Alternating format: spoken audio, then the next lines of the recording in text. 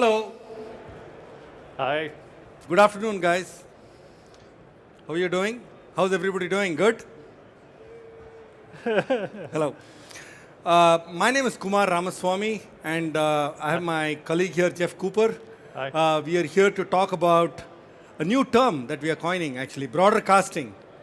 So it's a combination of broadcasting and going on the internet. So we are here to talk about enabling content, broadcasters, small broadcasters, to take their over-the-air content on the internet, and how they can go about it, what are the business economics for doing that, and what are the challenges for doing that, and how we can, as an industry, make that happen. So that's the general purpose of the talk, and I'm Kumar Ramaswamy, and this is Jeff Cooper. I want to start out with some basic statistics about small broadcasters. Some of the interesting thing is that 17% of all US households watch television by OTA broadcast only. That's an interesting fact. And 6% of all US households use the internet service as their primary television, source of television programming. One other interesting trend that we are noticing is that among 18 to 34-year-olds, 22% of people in that age group are getting their content over the air only, which is kind of an interesting statistic. And finally, there are about 4,461 total number of stations that are doing over-the-air broadcasting. And that consists of both high-power, Class A, and low-power stations. And finally, the big five, namely NBC, CBS, Fox, and CW, of those, they have about almost 1,100 affiliates, and they have some form of over-the-top delivery. Even though they are broadcasters primarily, all of them have some form of over-the-top delivery. So the key question is, for these broadcasters, where are they headed?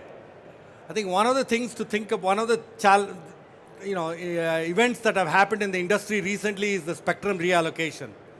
With the spectrum reallocation, what has happened is small broadcasters, the spectrum has been moved, but in addition to that, they've been given some money to go off and try to figure out what to do with their over-the-air broadcast. The transition, one of the big trends is the transition from ATSC 1.0 to 3.0, but in addition, they could take their content and make that available over the top. There is mechanisms to do that. So the idea is that small broadcasters need to find ways to start doing multi-platform distribution. The other big challenge that they will have is, when they start doing that, what are the business models that can evolve in order for them to be able to distribute their content over the top.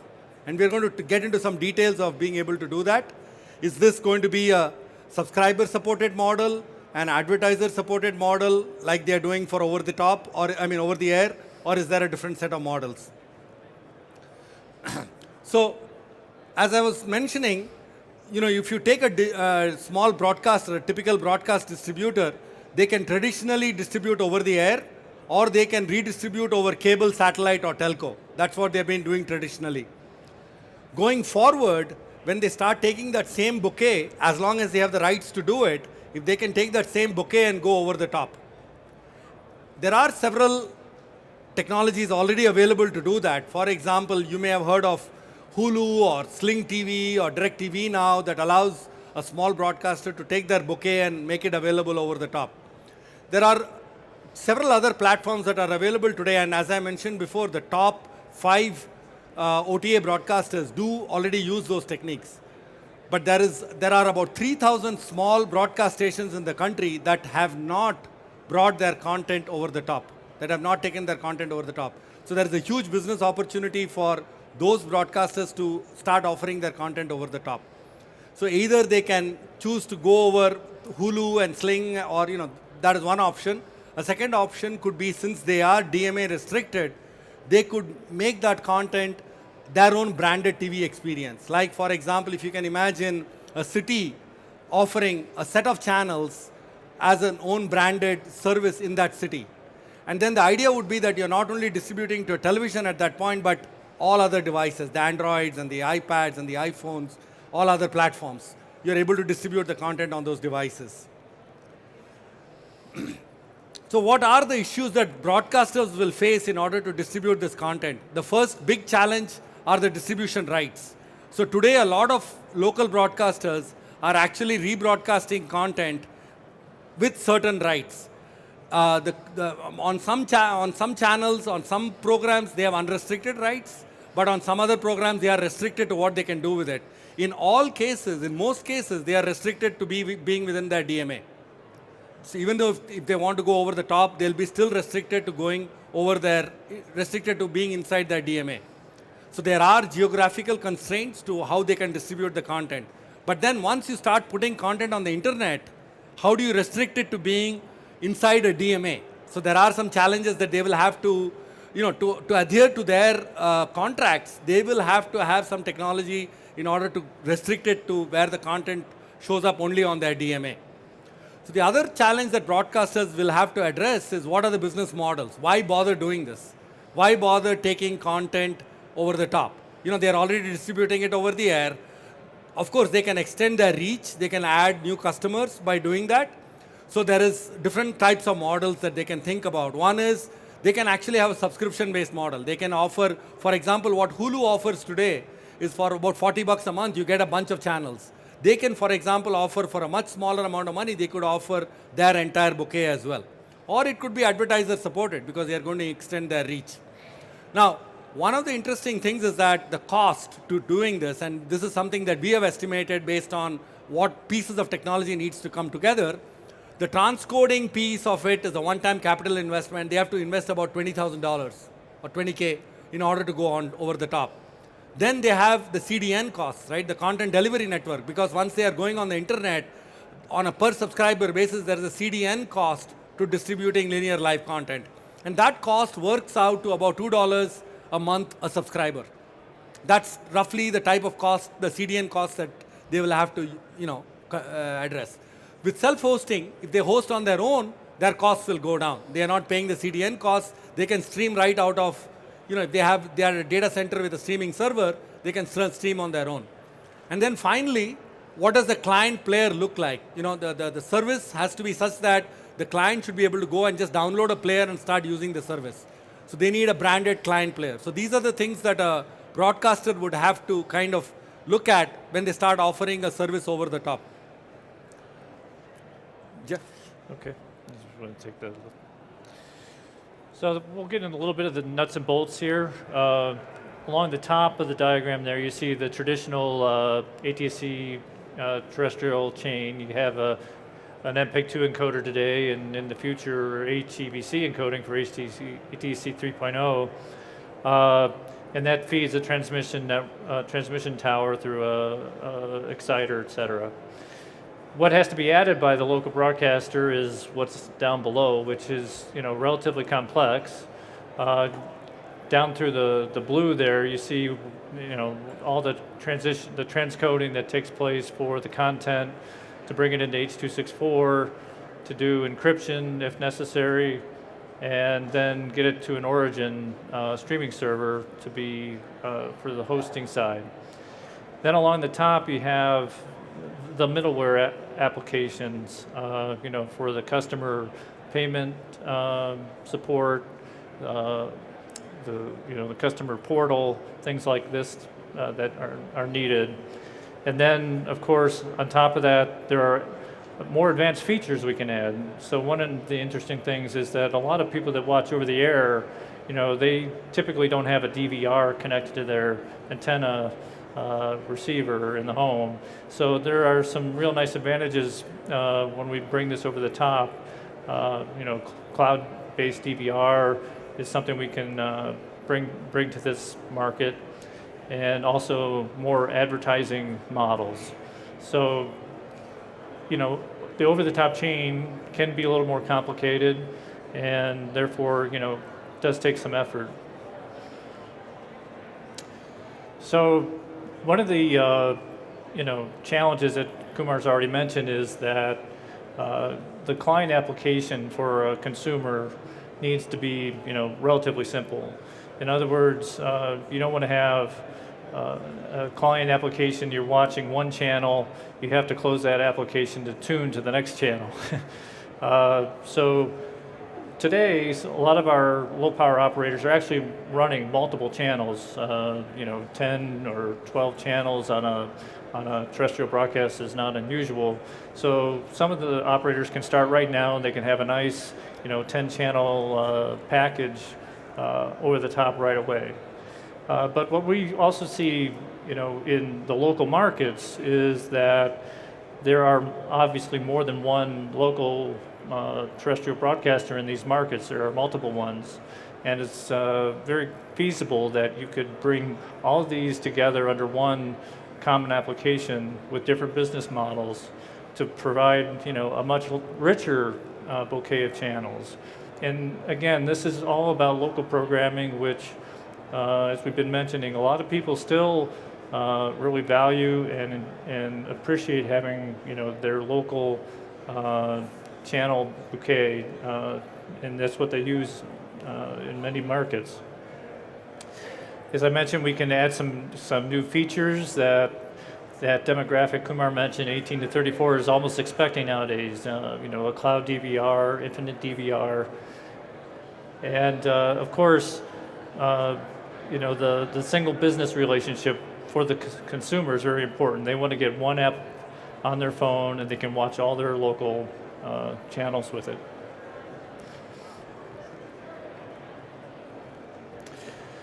So the other technology that's coming along is ATSC3, and how will that impact over-the-top distribution? Well, of course, ATSC3 brings a lot of new technologies that are going to have some big benefits. One of the biggest benefits for us is higher compression efficiency, especially compared to where we are today with ATSC 1.0, which is actually two generations old compared to ATVC. Just in the video compression alone, you're gaining approximately 4x compression efficiency from where we are today with ATSC 1.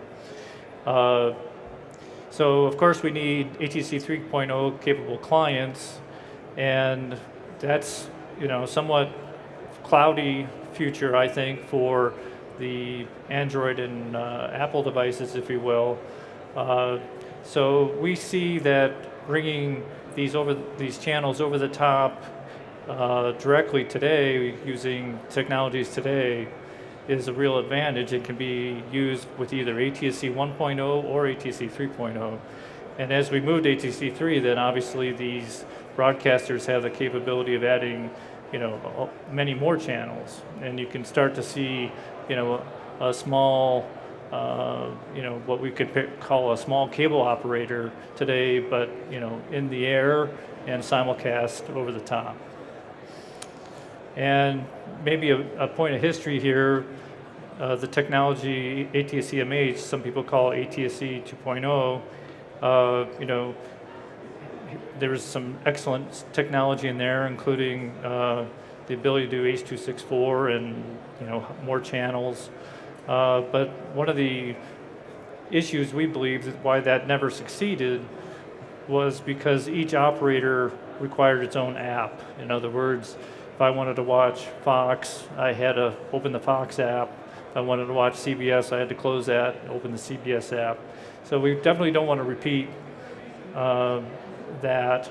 And this new single application where you can watch all your local channels, including from multiple operators, we think is really the key to making it a success.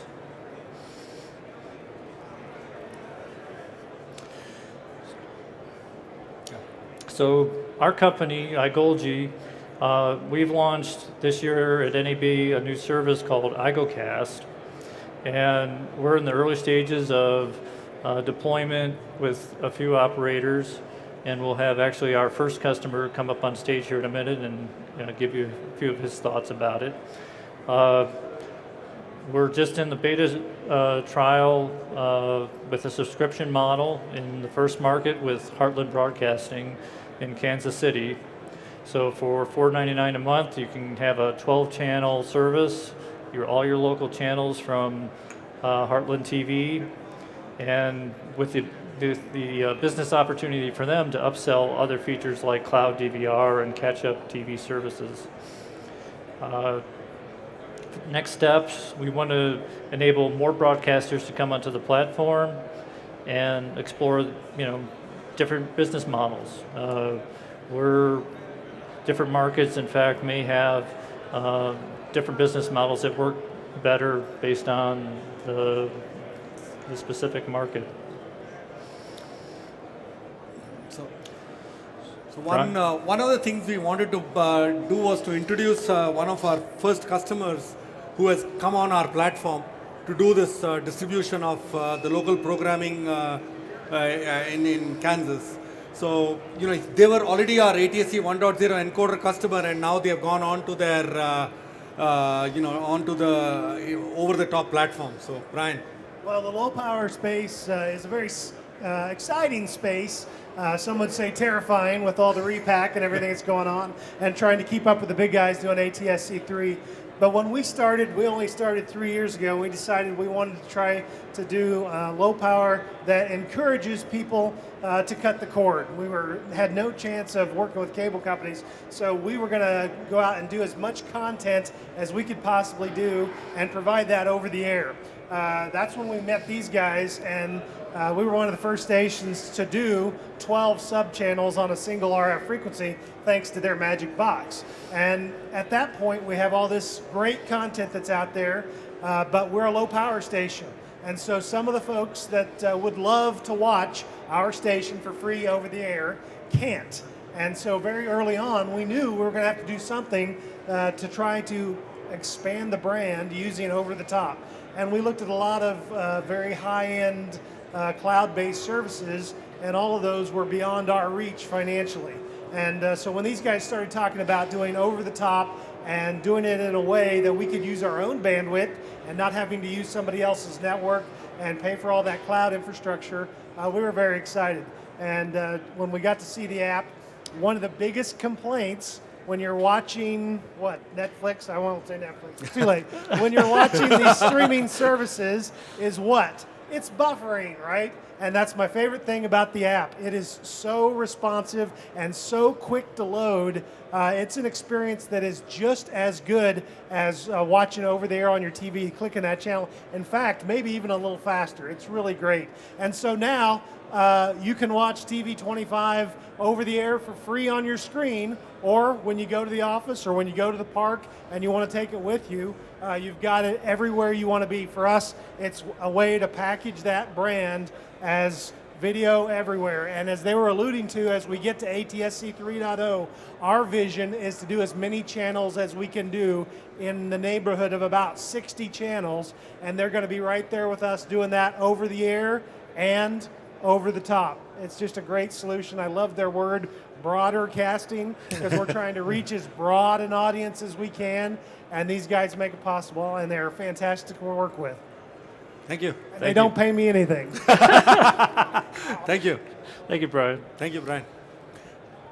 I think that concludes our talk. If you guys have any questions, please come by and talk to us, or you can also see the service on the phones. We can show you the functioning of the product. Our booth is just around the corner. Yeah.